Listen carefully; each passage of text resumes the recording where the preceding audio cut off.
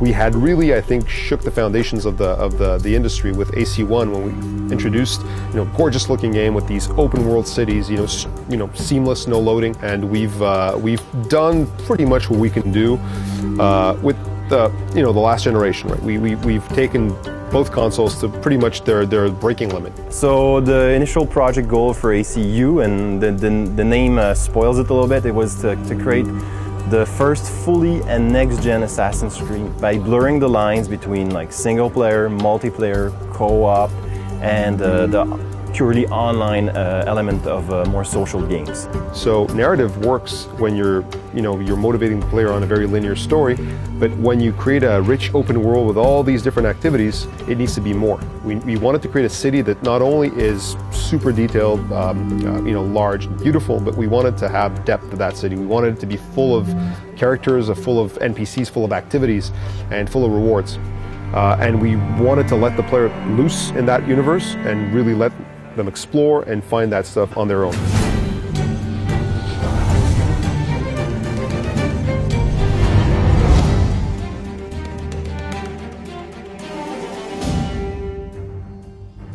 I love being able to create brand new experiences that leverage the new hardware, and so doing that on Assassin's Creed 1 was really exciting because we didn't even have dev kits really, and we not only were creating a new IP for this new hardware that we didn't really know or understand yet, we were also building a brand new engine, which ended up being an engine that's used throughout Ubisoft on a bunch of games.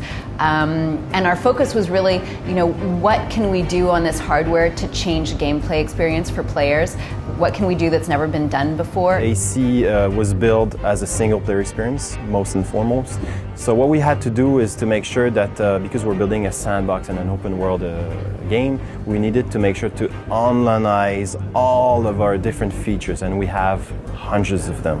When you're on a mission, we tend to control a lot. This is the opposite philosophy of what we did with Unity.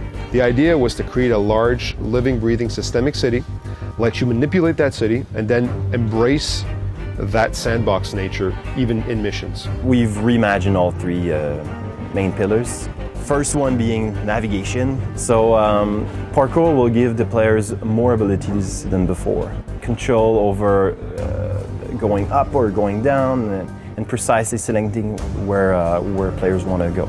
We've reimagined the combat pillar altogether as well. I guess the fight system is a little bit harder than before, and that's also done on purpose to support the third pillar, which is stealth. So altogether, these three pillars, they come together and they form the core gameplay loop of our game. It was the great time to do the same types of bets that we did on AC1 for a new generation change. So we looked at all of our workflow and we made sure that we could iterate as fast as possible. So we were able to focus on multiplayer afterwards, and on top of that, obviously, we were able to do a big push on graphics to get a totally new experience. But we really wanted to focus on something that would take us back to the core of Assassin's Creed. So going back to a large, sprawling urban center. So we asked ourselves, if we were to go back to that route, what would be the perfect setting to showcase next generation hardware? Well, Paris is the most visited city in the world. It's literally, teeming with monuments. You can't turn a street corner without running into some sort of landmark.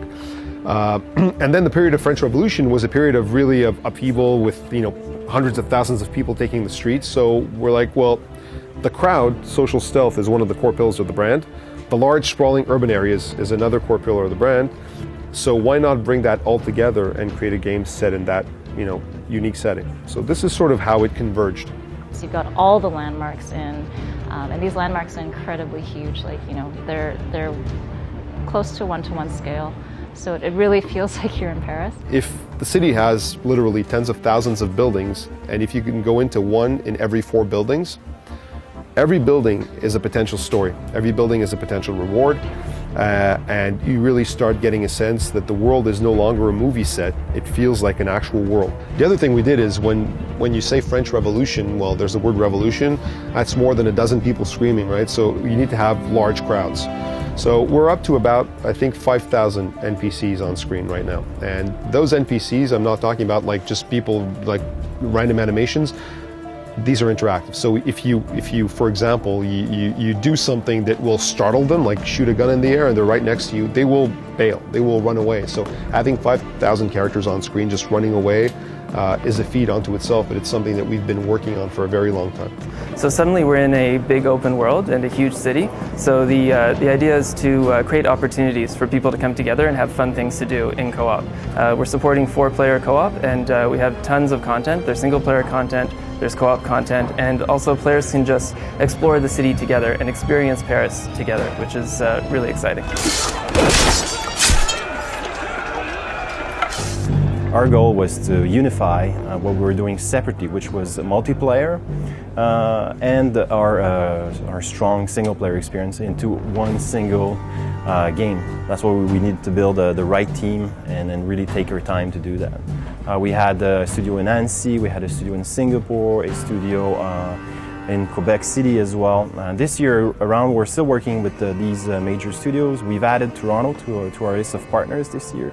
So we knew that Assassin's Creed Unity was looking for partners. They were in pre-production at the time, and basically Vince came over with a couple of other people and said, hey, this is where we think you guys can help us. Our role on AC Unity was bringing that knowledge of creating good co-op maps and co-op gameplay and applying that to the Assassin's Creed universe. In the past, we worked on co-op, but it was within a much smaller scope in terms of the size of the world, something that we called like broad linear level design, where you do have opportunities to branch off and do different things, but within a very confined space.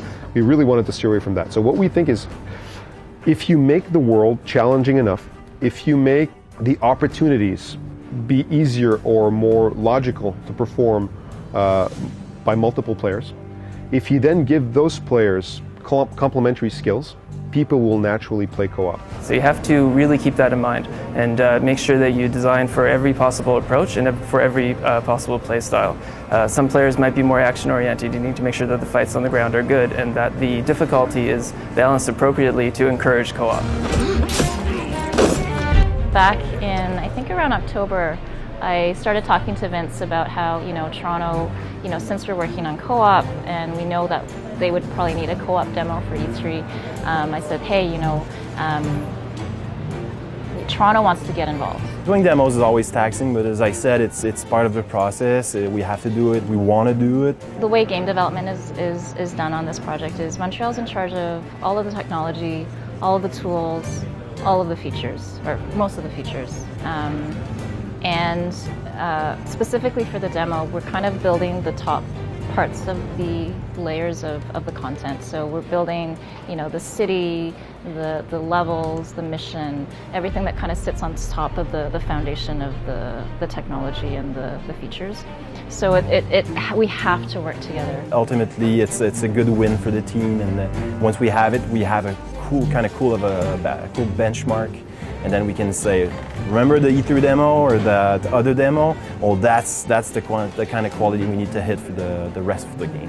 What we talked about with the team was E3 is going to be a great opportunity for us to take something to final, take something to polish, and be able to know what that process is and understand how to work together and get there. For our E3 demo, we wanted something that would be very impactful in a short period of time. We're going to be up there on stage for 5 minutes, and we want people to understand the conflict, to feel the energy, and to understand the gameplay progression as well. So Alex challenged us, to tell the story of the French Revolution, the macro story of the peasant and the noble battle, framed up within this mission. We were going to set up the conflict between the classes, that really defines the French Revolution. In the French Revolution, today's extremists were tomorrow's moderates, and the next day they were dead. And this is what happened throughout the whole thing, right? So this lent itself really well to that sort of who is right, what is freedom, what is control, right? And that sort of shifts. So the idea was to really tell the story of what it's like to be a noble, thrust into the hands of insanely violent and angry peasants. We're going to have to do that first person. And AC is not a first person game, so it's really a jolting experience. So we decided very early on to go with a very classic conflict from the French Revolution, which was the people versus nobility.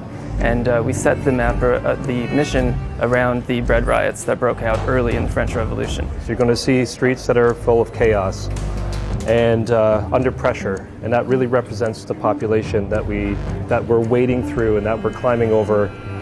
What the player's going to experience is they're going to see the difference between the social classes in terms of outside it's chaos, there's barricades everywhere, things are upheaved.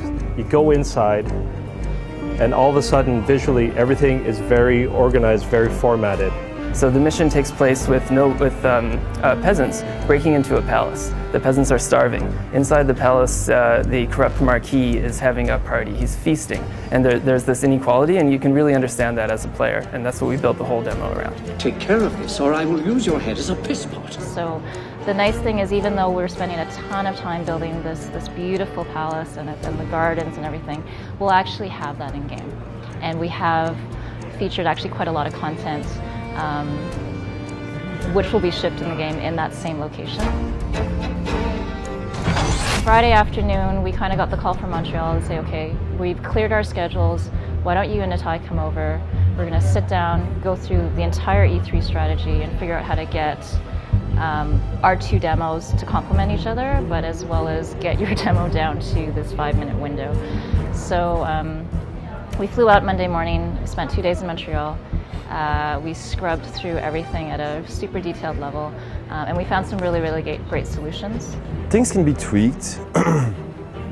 Sometimes additional hard decisions need to be made, but usually the game is pretty much locked. I mean, we know what we're building, we know why we're doing it, we know why we want to show publicly, and then it's a matter of just finishing and then polishing the rest until we feel satisfied with the overall product. And, we're proud to release it. I wish everything was locked. I mean, that's the thing. I mean, we've been working on it for a long time, and that's one of the reasons I think we're going to see a lot of quality in AC Unity, but it's not finished. Everyone on the team now is super excited that we have a demo, and no one's frustrated that we're trying different things that we know may not go into the full game, because we're already seeing the learning. We're already seeing how every time we iterate, we get better, we get faster. We're going to work on it until the game ships. And I think you're going to see something at E3 that's going to be amazing, but the final game is going to be even more amazing.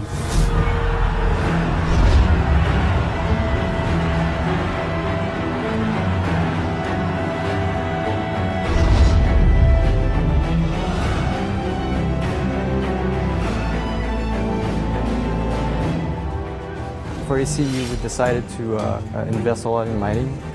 One of the main subjects that we attacked is GI, global illumination, which also includes sky occlusion. So we're looking at the sky dome, and we're baking occlusion at the high precision level, much more precise than it used to be in previous games. So the world looks completely next gen. I mean, we were never even close to achieving this in any other AC game. Plus, we do it in an open world of that size with seamless interiors with no loading anytime.